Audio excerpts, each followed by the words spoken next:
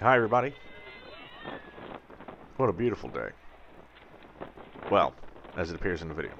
So, last time, you saw me finishing up all the rivets, putting this whole big monster together. All the rivets that I could get together without having to remove any bolts.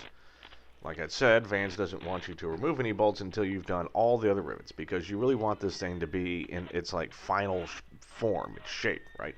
You start loosening up too many things, and things could get soft, and angles could decrease, and metal could get bent, and you don't want that.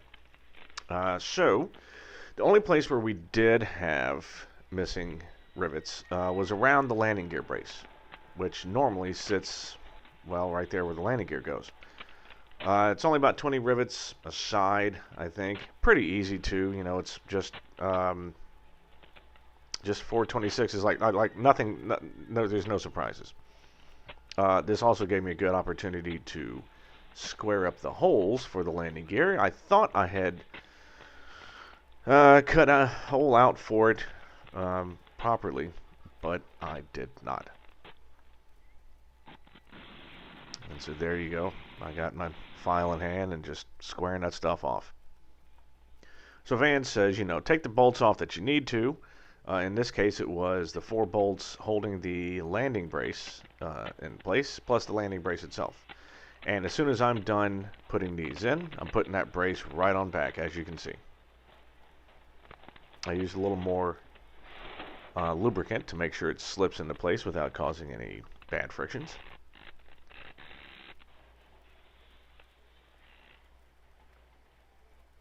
And now I will torque it up and then move on to the other side.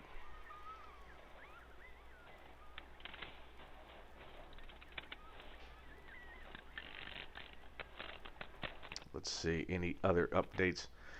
I leave for Oshkosh in exactly 2 weeks. It's 2 Sundays before I leave for Oshkosh. Oh, I'm excited. Gonna get to see some old friends. Some of you guys have mentioned that you'll be there. Looking forward to getting to meet some people, other builders. Really sweet. Can't wait to see the people at Van's tent. Can't wait to go over to Garmin and kiss their ass for any kind of discount. Go down to the seaplane base. Go through all the vendor tents.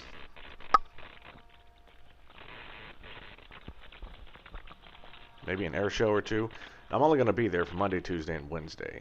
Wednesday night will be my last night. Thursday morning, going to fly back out. As far as my company knows, I'm going into work on Friday. Don't really think that's going to happen, but I don't know. We'll see. Probably have to work from home. But there's a top tip.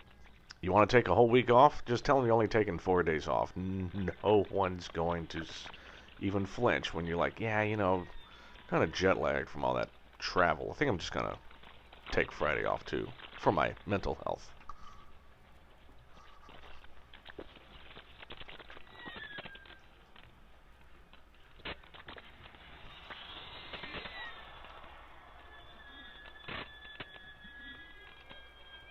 So, yeah, left side's exactly the same as the right.